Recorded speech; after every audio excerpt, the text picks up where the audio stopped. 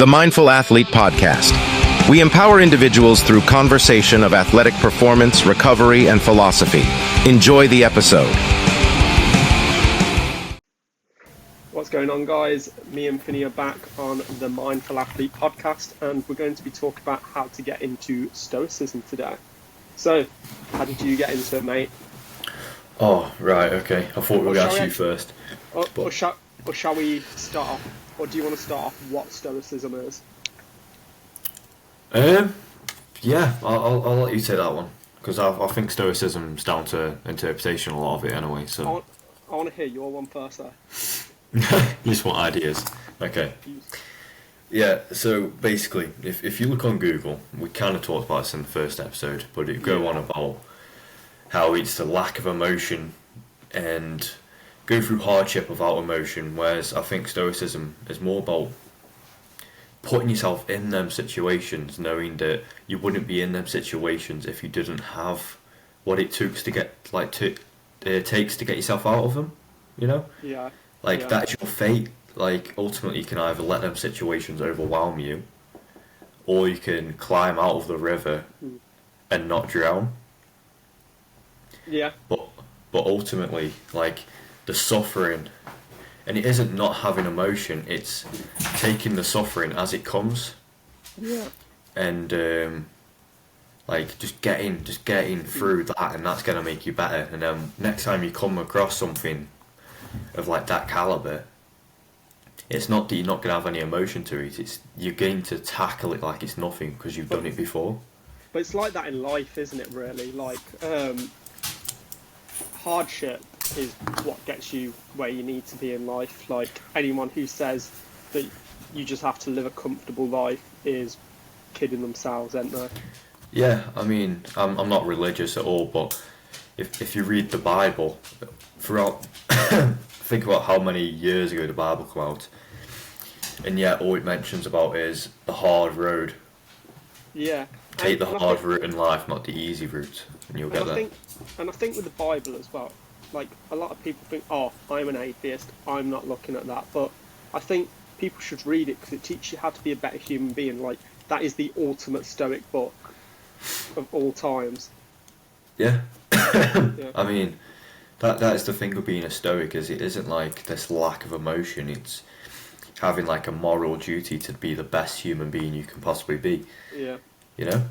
I think it's more of like, when you're in a situation, you're like, yeah, I'm feeling fucked up, I'm feeling a bit stressed, but if I start crying or breaking down, how is that going to help? It's not necessarily saying, oh, I can't cry because I'm a masculine man. It's saying, hang on a minute, why am I feeling like this? Is this going to help if I cry, get stressed, whatever? If the answer's no, then I have the power within me to avoid that. Yeah, definitely. Or just not avoiding stuff, but being prepared for stuff in life, because life's going to throw curveballs. Just be prepared for everything. Yeah, I'm a big believer that you can't be happy all the time and you can't be sad all the time. They are gonna 100%. end. And you've really just got to like take these situations as they come. It's like, okay, it's just a curve. Yeah. I'm not going to break down because of this, because in a week, what's this going to matter to me? You know? It's like, okay, you've had a bad day, you've pulled like your hood or whatever it is, like your belt clip on a door handle and you feel like kicking the door down. Yeah. But what is that emotion for? So it's really just about regulating yourself and just telling yourself, okay, but does that really matter? No. Like we said in the first episode, like, it gets such like a negative stigma by psychologists because they think Stoicism means shut off your emotions, but like, it's not just talking about like them sorts of emotions. It's wisdom, justice, temperance, and courage. Like, let's be honest, they're the 4 virtues you need for pretty much anything in life. Like, I'd say that's not even like a masculinity thing. I feel like that's just a humanity thing. As a human, like, those are things you should strive for. As a mother, you want to have them. As a father, you want to have them. Yeah, Yeah, 100%. Like wisdom, because being a better person, it's not just learning about your mistakes, it's learning from other people's mistakes. Yeah. Like, if you look at like some of like the ancient scriptures of Stoicism, like how they talk about their life is wisdom, isn't it? Yeah, I mean, Just there's a quote. I can't place my hands on who said it, but it's be strict to yourself and tolerant with others. yeah, that's And Marcus. I think it's either yeah, Marcus Aurelius or Seneca. yeah, Oh, it's definitely one of them, and I think that goes really well with what you're saying. Whereas, like, I I feel like if you're being toxic, then it's affecting other people, you know. But yeah, that's not what Stoicism's about. It's about being strict with yourself. Whatever I do to myself shouldn't concern other people or affect them. yeah. But then But it and I'm is just being also tolerant with them. it is also very hard, isn't it? Like, especially being tolerant of others. Like, people think that Stoicism's like, oh, you do this, and if you don't do this, you're not the perfect human. But it's not that. It, like, in the scriptures, it talks about learn to forgive yourself, because if you're caught up on what happened in the past, what's that? What's that going to change? Take Yeah. it as a lesson, learn from it. But there was a quote by Seneca. Like, I was reading his book the other day, Letters from a Stoic, and like I thought this was like an amazing quote. And it says, I put it on my story like the other day. It says, "No slave am I at present, you unhappy creature. Slave you are, slave to your fellow man, slave to circumstance, and slave to life. For life itself is slavery to if the courage to die be absent." And I feel like what that means is like we're a slave to everything. Like, let's be honest. You're a slave to your phone. I'm a slave to my phone. We're all slave to our phones. We're all slave to making people happy. All these different things, they own us. To buying things, going out there and thinking, oh, I want that. Do we need it? No, but we still get it. Exactly. Yeah, and going with that, being tolerant of others, I've been trying to be like the best Stoic I could possibly be for like the past, maybe even coming up to like 4 years now. So a long time, and yet I still find that one so hard. Yeah. Like trying to understand people. Yeah. And sometimes, you know, you lose your temper and you think like, why have I just lost my temper with a person? Yeah. So. But then again, everyone just goes back to the emotions, like psychologists and that you feel no emotion. But like I said, it's wisdom, justice, temperance, and courage. Courage doesn't necessarily mean going into a fight. It means doing the right thing, even if you know someone's in the wrong and it feels a bit wrong to come out there.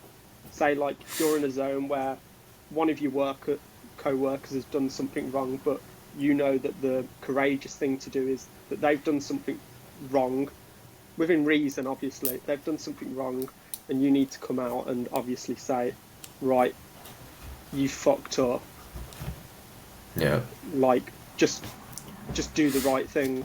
Like, stepping up. But then in the fight instance, like, courage is a big thing. Like, if you see someone in danger, I feel like it's a moral duty to help someone. It's the courage. There's a thing, I forgot it's called, but is it like the diversity of blame or something? Where I'm not sure. If you're a singular person and you're witnessing someone be attacked, then you feel the duty to jump in and help that person. Whereas if there's about 30 people watching someone get attacked, you kind of split the blame. Yeah. And people don't feel as bad about not jumping in because they think there's 29 other people here to go jump into that. Yeah. But at the end of the day, if you're an able person, then you do have a moral duty to help. Yeah, exactly.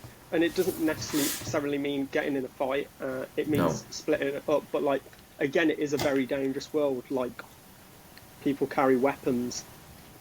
Yeah, I mean, it's definitely like more about a circumstance. You know what I mean? Like, if someone's attacking someone with a machete, then you're probably not going to be a lot of help. Yeah, exactly. If you want to be cut up. Yeah. But there's there's got to be something you can do, like help other people get away, warn someone. Yeah, I don't know. exactly. There's got to be There's something. like small things that you can do like that. It doesn't necessarily Yeah. mean getting in a full blown confrontation, but like I don't know about you, but when you go on a night out, do you like feel like a duty, like not I mean, I don't really in your group? go out. In your group, But, neither do I. But you know what I mean. yeah, I mean, No, I do. so I feel like I have to watch out for like not just the people with me, but around me. There's a lot of spiking that goes on, you know. Yeah, So I think that's anywhere though. so I feel like I get quite concerned about that, especially with like my girlfriend, or you know what I mean. And then I think about my sisters Especially going people who are out. close to So you. Yeah, especially Yeah. people who are close to you. But going back to this, courage, we've covered courage, temperance. That means moderation. Obviously, Yeah. we've got to live in moderation. We're not going to be on this earth forever. So sometimes it means we may want to do something, but it's our duty to think, hang on a minute, I might drop down dead tomorrow, as dark as it sounds. Maybe I should spend some time with my mum and dad, brother, sister, mum, uncle, cat. Yeah, I've got Yeah. two different speakers on my shoulders.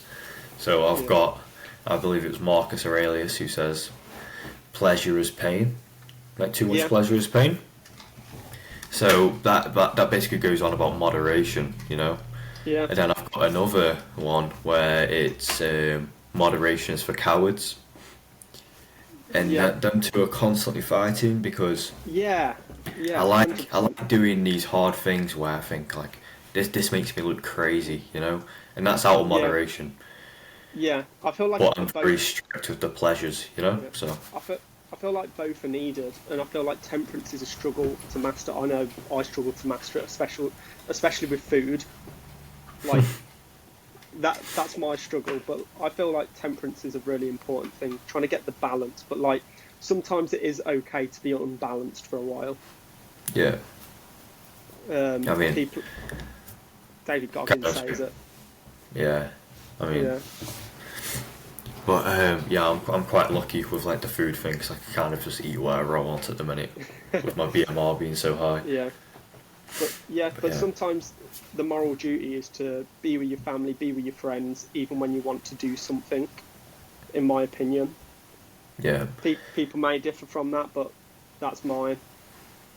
Yeah, I mean, it's very easy as well to feel almost isolated from your family. Yeah. Yeah. And you've really just got to like, you've really just got to restore them links. I think it was Seneca. Was it Seneca who was he was exiled? And I think it was because he was a Roman emperor's counselor or philosopher, and then I do believe it was Seneca who got exiled, and he'd still write to his mother, and he'd lost everything, obviously very lonely, but yeah, you read his stuff and he just carries on. So you've got to keep them connections. Yeah. Even when you do feel lonely, and I feel like that's 100%. Yeah, I mean, I kind of went off a bit topic there, but no, like I fully get it. I'm not really a family man, but I feel like it's still good to keep connections with like mum, your dad, your close friends as well. And by friends, I don't mean people who are just there. I mean like true friends. Yeah, I think most men, I don't know why it's always men, I might be wrong, have like a bit of an innate desire to like, I don't know if you ever heard of it, like ghost mode, where they just like, they want to cut everything off for about a year and just work on themselves. Yeah. Have you ever had that desire? I feel like I see it a lot with young men. I get that all the time. Like, I like my own. I feel like silence is peace. Like, I feel like it's wisdom. I feel like if you can be alone, you're a much happier person than someone who has to be surrounded by people. Like, I'm not going to make out like I'm this big person who has loads of people around me. I'm not. I like my own company, and I feel like I've learned that in the past year. Like, I don't need people around me, and I feel happier being by myself. I feel like there was a quote that I saw on Instagram actually, and it was the loneliest person has the most friends. Yeah. And that doesn't necessarily mean people, it means yourself. Yeah, I mean, Because you've got to hear them voices, you've got to listen to what's going on in your head. By ignoring them, you're doing yourself an injustice. yeah, most like people have that like desire to almost like be alone, and I think a lot of people, when they get that, they feel too lonely, you know. So I kind of like it though. Like, yeah, you're probably one of the only people I speak to be fair. yeah, Occasionally I get speak that. to people at the gym, but I think loneliness is bliss. It can be. I feel like there's a difference between being lonely, and then there's a difference between that and loneliness. Yeah, I mean, I'd probably put it in more of the terms of lonely and disconnected. Yeah, Being alone, having your own, you know, peace of mind, you can think, you can have thoughts, you know. yeah. But Just when you feel disconnected, you lack them relationships with other people, and I think they're also really needed, like Seneca with his mother, you know. I agree. I agree with that. But yeah, I think loneliness. I feel like people. I know we're going a bit off topic, but I feel like people always think that they need to be around people and they have to be like all bubbly and happy all the time. But I feel like that's a very toxic attitude. We're not going to be happy all the time. It's okay to feel shit sometimes. Yeah, that's the way the life is. Like, Yeah. you're not always going to feel good, and you shouldn't also base your personalities on the people you're around. Yeah. You should 100%. really take a step back and think about, okay, Definitely. what person do I want to be, and how can I improve? Because with these people I'm around right now, am I improving? Am I holding my moral like responsibilities? Like, am I just, at the end of the day, am I being a shit person? Like, are these people holding me back? So then you've just got to It's about improve. doing stuff for yourself, but it's also about being a good person to other people. I feel like that's an important thing. Like, I feel like I've read it somewhere in one of the Stoic books, is try and do like an act of kindness each day. Yeah, I mean, Which people won't think that Stoicism will correlate into, but it's a lot. I feel like people they think like, going back to it, Stoicism's that one thing, don't feel emotion, but it's not.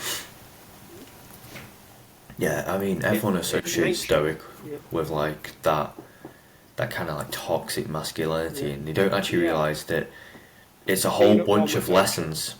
Yeah, it's like being at one with nature. And the thing is, like we were saying, pain is what's going to get you through life. yeah, just accept the suffering. Instead of going on, let's say, like a motorway, build your own motorway. Build your own path. Build your own path instead of following the path of everyone else around you. Yeah. Have you ever heard the term amor fati? I've heard of it, yeah. I don't know the translation for it. Means love your fate. So I feel like that really goes where like everything is pretty much set out for us, and we're equipped with what it takes to get through the suffering, basically. And like sometimes you might enter a patch and you think, this is shit, I hate this. But at the end of the day, that is your fate. Love it, improve from it, and carry on, because happiness will come and then it will go. But that's your fate at the end of the day. So yeah, 100%. Next one, justice. I feel like that one's often overlooked. Doing the right thing, keeping it in balance. Like, obviously, I got Lady Justice tattooed there. Keeping the scales balanced. Yeah, I mean, have a look at. I know it's going to sound quite nerdy, quite geeky. Have a look at most comic books, right? And like, I feel like a good one's probably Spiderman with Uncle Ben. Yeah. Like, with great responsibility. Sorry, great power comes great responsibility.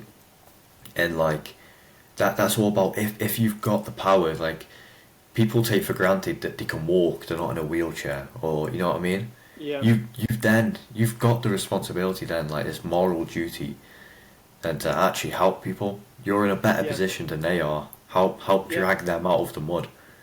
Yeah. I feel like every day people should wake up.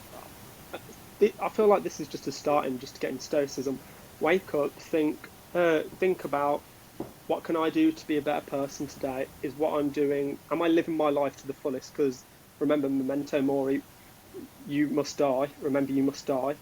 We're all going to die, and you've got to think: am I living to my true potential? Yeah. Because let's think about it.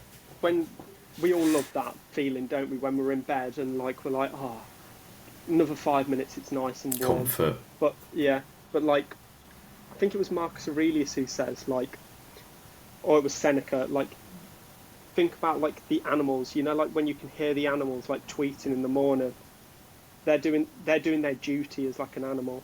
So like maybe you should get up and do your duty as a human being to contribute to humanity. I really like. Yeah, as opposed to just sitting in bed all day. Yeah, I think at the end of the day, you can have comfort, and for now, it's going to feel good, right? As you've got comfort, it feels good. Like I'm lying in bed, but I know it's going to sound really morbid, but memento mori. So here we go. When you're lying on your deathbed, right, you're going to think back to your life, and you're going to think, what could I have achieved if I didn't spend half my life sleeping in? If I didn't spend half my life skipping the gym to watch Netflix? I could have ran a marathon. I could have done this, but instead, I chose the easy option, avoided the suffering, even though I knew at the end of the suffering, I would have felt fulfilled. Yeah. You know? I fully get that, and I feel like a lot of people, they take the easy route. Like, they have this goal, they're like, someday I'll do that, and then they never get around to it. Instead of saying, I could fail this, and I could fail it pretty miserably, but I'm going to do it anyway. It's doing something even though you know that you could fail. And like, let's be honest, when you do fail something, it feels fucking embarrassing. Yeah, I for the past, since last June, I want to say, I have failed and failed again at hitting a 200 kg deadlift. Failed in front of the entire gym numerous times. People knowing what I'm going for, and me not being able to achieve that. Yeah. And it becomes quite embarrassing, you know. And but you know, after all them months, I've finally hit it now, and that feeling of finally getting something that I've trained so hard to get, and I've persistence and tried it again. To have that bar up was just ultimate fulfillment. I think everybody should strive to have that feeling of like pure euphoria, you know. Yeah. I know what it's like to fail. Obviously, you know, with shit in my life, like, you could fail anything, but it's still carrying on, even though it's trying to take the small chance that there's a chance of you passing. Yeah, I mean, failure. This was a Winston Churchill quote. First attempt in learning. Hey. First attempt in learning. No, failure is not final. So you only fail when you stop at that failure, and don't take this for gambling. That's bad advice. But when you fail, just go again. Rest up, change a few things, learn from your mistakes, and go again. It's only final when you stop. Yeah, and I feel like people are going to think that you're crazy for going back, doing it again. But that's like, just because you didn't pass something first time, it doesn't mean that you're an absolute shithouse. Yeah, so just keep trying. Maybe eat more, eat less. Go for a run. Work on what you know is going to improve you, and it's going to hurt, but it's all going to be worth it in the end. So just keep going. I feel like a lot of people that don't want to do what's hard, they want to do what's easy, and yeah, definitely. Yeah, especially in Gen Z. Yeah, so Our we generation. we briefly talked about a book called The Chimp Paradox before we began Got that, it right there. and this, and I believe that that kind of goes on about how you have your brain is going to be pretty much naturally desired to like the pleasure, like your Yeah, brain's always that's going to like the choose. primal. That's the Yeah, that's the chimp. I your call mine brain's always Dave. going to choose pleasure over pain every single time. Staying into bed, Yeah. them extra minutes, not putting on your shoes to do a run. Mm. And what you've really got to do is you've got to start programming your brain to do the hard things. So Yeah. 100%. before you go to bed, if you've got a run in the morning, what I find is better is you put your shoes and your clothes on a chair right in front of you, and then when you get out of bed, that's the first thing you're going to see. You've signed that contract with the devil now. You've got to go do it. And yeah, okay, then first few are going to be hard, especially when you're tired. It's going to be hard, and then when it's winter and it's cold, it's going to be harder. But keep doing it, and even when you're tired, your brain's going to start making them harder choices a lot easier. So just keep going. Yeah, I agree. Anyway, how did you get into Stoicism? Yeah, so I mean, Stoicism almost fell onto me, to be honest. Like, I can't remember Yeah. ever thinking, I want to get into philosophy. I know, I've, like you think it's such a nerdy thing, but like yeah, we look on philosophy nowadays as like the goofy nerdy person in a suit who's an academic. But if you look back at like 2,000 years ago, these philosophers were people. They did stuff. They weren't these yeah, people who sat in an office thinking about, oh, this is life, this is this, oh, yeah, this is why this happens. They actually did stuff. They were practitioners. They weren't academics. yeah. Like it never just dawned on me like, okay, Stoicism. Let's see what that's about. It was almost a bit of like I started, like seeing quotes and stuff. Yeah, I'd see a quote and that would just almost stick into my head of like when I'm doing something, I'd think, oh yeah, but that quote kind of inspired me the other day. Maybe I yeah, could think about that into this situation. And then I started reading more and more. Started putting it into practice.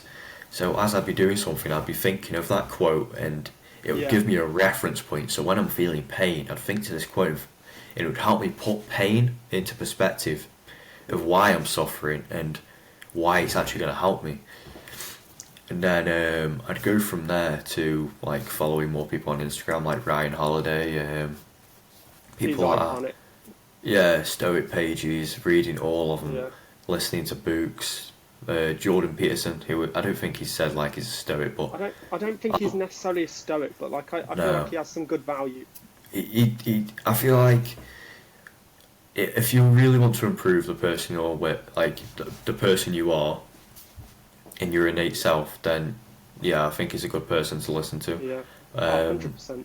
but yeah, so basically just following people and starting to really just practicing with my fitness, just my life. Yeah, Like when hard things come into my life and I felt like, I don't know, breaking down and crying, I'd just be able to yeah, put it into perspective and crack on when I think some people wouldn't have been able to do that. Not to sound big headed, but yeah. I know what you it mean. just really helped me be like very like strict with myself and get my life sorted. Yeah, I agree. Yeah, on to you. How did you get into Stoicism? So I fell on it. So a few years ago, a friend of mine told me about it. I was like, oh, that sounds cool. Just read a page a day and it'll help me through every day with what I was doing.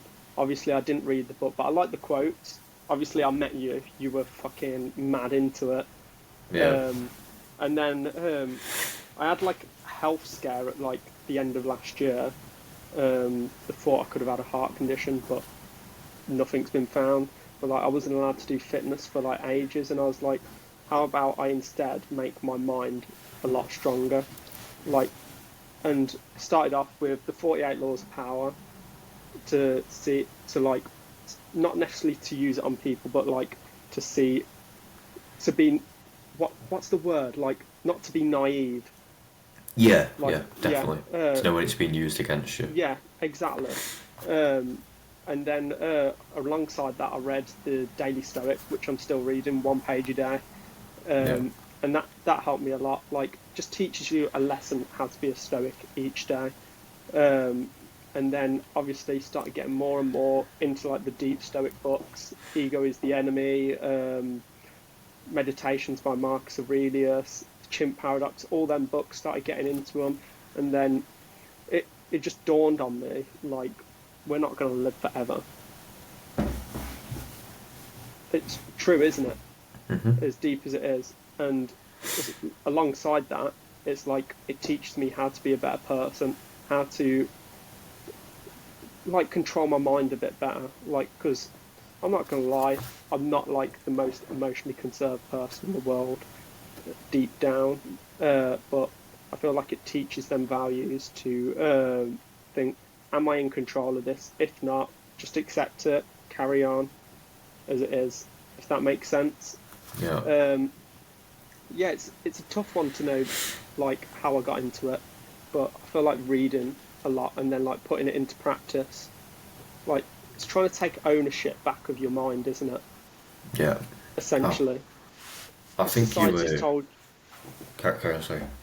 society tells us that we need to act on how we feel, but that's not the case. But I feel like it helped me a lot more mentally. Like, it's kept me sane when I couldn't train, and then like I feel like it's helped me with my training. Like, say if I've had a bad lifting day, I can go, hang on a minute, I had a shit day. We all have shit days, don't we? What can I change? Is me getting upset, pissed off about it going to change anything? No, move on. Yeah. I think you were really hit it with 2 points there.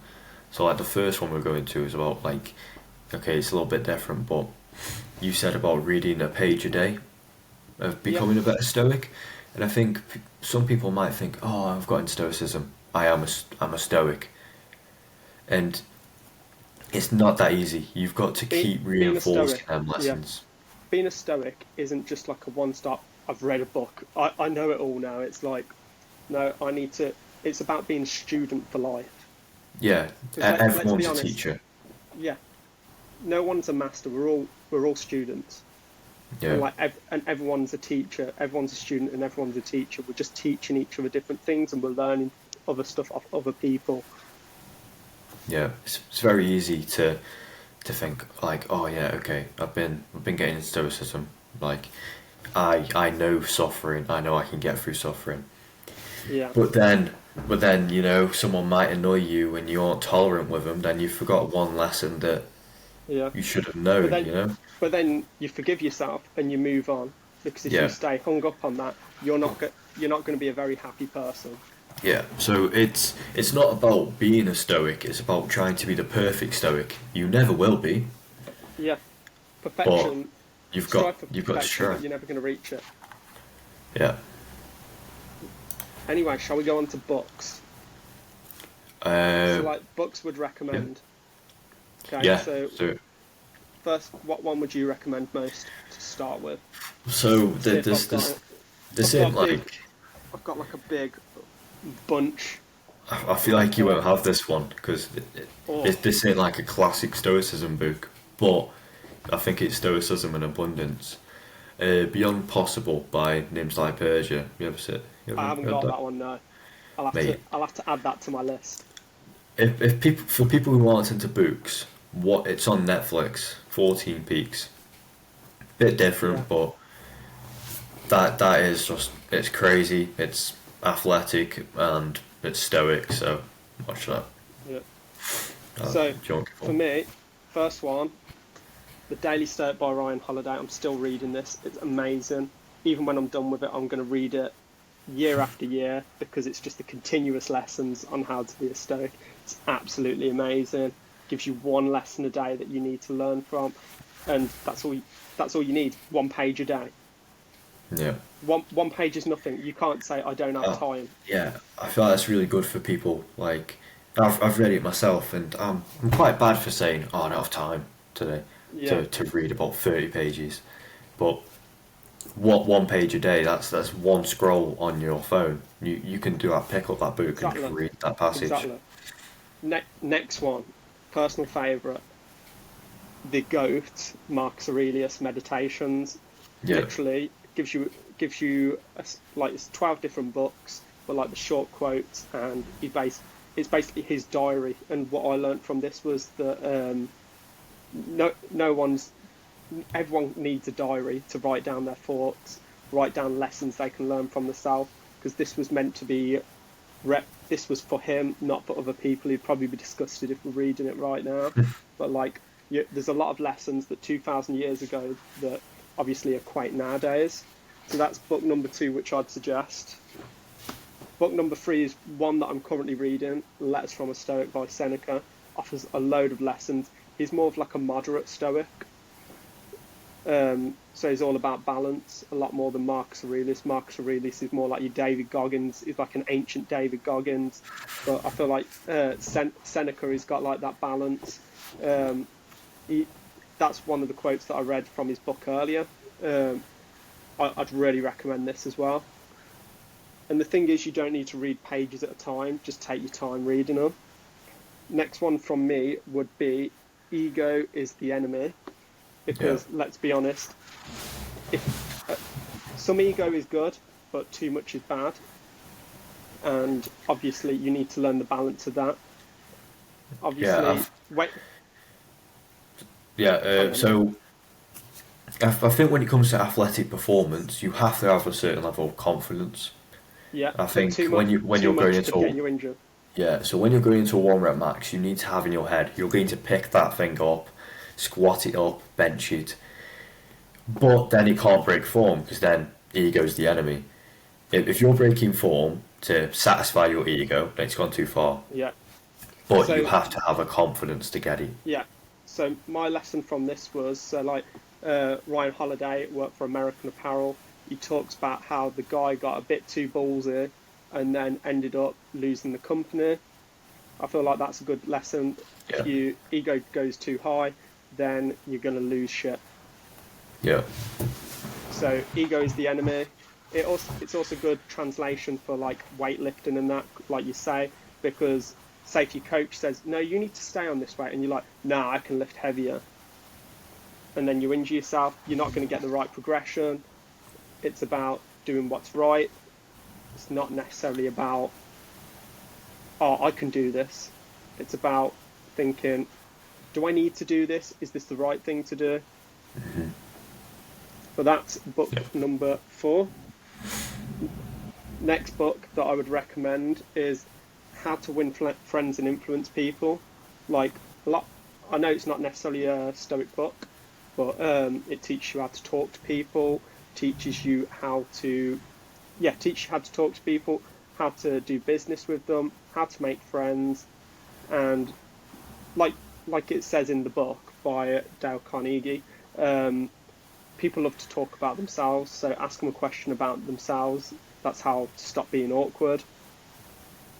Yeah, I mean, that's pretty true. I feel like everyone's waiting for a chance to speak half the time. It just teaches you how to speak to people. I think this one's amazing.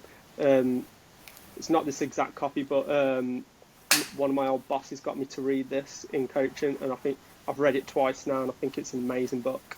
Yeah, I think it just teaches you how to talk to people. Yeah, that's a really good way of being confident. Once you realise that everybody has this, you have this thing where all they want to do is be the person speaking. Half the time they aren't listening to you; they're just waiting for their chance to speak. And I think what being a really good Stoic is realising that you've got 2 ears to listen and 1 mouth to talk. Oh, so, 100%. So I think once you become more of a listener, then you're on the right path. Yeah, it just teaches you how to speak better, that not everyone's out there to obviously do you wrong. Just because someone did something doesn't mean they're doing wrong. I'm going to quickly hop on with these 3 because we are running out of time. Yeah. Next one is the GOAT, the Holy Bible. Like we were saying earlier, it doesn't necessarily mean you're religious. It just teaches you to be a better person. You don't need to believe in God to read this, but it's your preference if you want to read it. But I think this is an amazing one to read. Obviously, to become a Stoic. Next one is another ancient book, The Art of War by Sun Tzu. Yeah. It was used for war, but you can obviously use it for real life purposes within the mind. But it's a lot of trying to translate it into your own interpretation because it is thousands of years old. Another book is The Mind, the Chimp Paradox. Teaches you that there's two sides of the brain. You've got the chimp, which is obviously your primal instinct, and then you've got yourself, which is the human, which is obviously the sane person who makes all the right decisions, and then strategies how to listen more to the human than the chimp. One that I've got over there is Atomic Habit. That just tells you how to get into right habits, how to break down a habit, and how to start a new habit. They're my top books, if you've got any more to add to that. Yeah, so I've got here, this more of a athletic one, but I've got The Oxygen Advantage, if you've ever read that. Is that by Sims? Hey? Is that by the SBS guy, the Gurkha? No, that's by Patrick McKedwin. Okay. Yeah. That basically that goes on about nasal breathing, basically. It's not a Stoic book, but I recommend it to mainly runners or people who want to be pretty, just genuinely healthy and want to, keep on top of that. Yeah. Got 25 Hours a Day by Nick Bear. Yeah. Another endurance athlete, bit more of a hybrid athlete. Pretty good. No, I'm just trying to find. I've got a lot, but not everything's applicable. We've got 90 seconds. Yeah, I'll finish it off with Jordan B. Peterson, 12 Rules for Life. He talks a lot about lobsters, but I recommend it. Lobsters, I'll have to read that one. Yeah. I want to read that one. Yeah, right, we'll call it there. Mate? No, mate, we'll call it there. We've run out of time. Right, guys, thanks for listening. I hope you find this helpful to get into Stoicism. Any questions, obviously, get on our Instagram page, or just leave us a question in the Q&A box if you're on Spotify, or the comment section on YouTube. Right, guys, cheers. We'll see you in the next one. Bye.